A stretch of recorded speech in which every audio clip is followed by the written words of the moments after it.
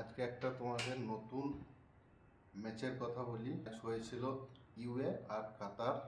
ব্যাংককে ম্যাচ হয়েছিল 10 মে 2025।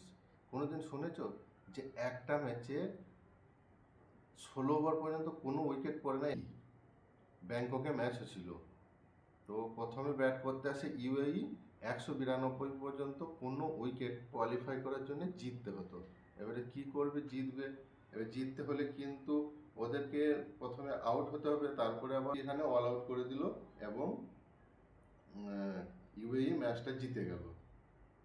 ব্যাপারটা হচ্ছে এইরকম ম্যাচ আউট হয়েছে, একটাও লিগ্যাল বল হয়নি, মানে 16 ওভার পর্যন্ত 192 করেছে, কিন্তু 16 ওভার পর একটাও বল হয়নি, কিন্তু 10টা খিলাড়ি মানে একদম হয়েছে। একজনা এসেছে, মাঠে ঢুকেছে, রিটায়ার্ড আউট হয়ে আবার চলে গেছে। আবার একজন এসেছে, মাঠে ঢুকেছে, রিটায়ার্ড আউট হয়ে আবার চলে গিয়েছে। এই দেখেছো কিনা ঠিক মতো আমি বলতে পারছি না। তবে একবার ভালো করে ভেবে দেখো, এরকম ম্যাচ কোনোদিন দেখেছো নাকি?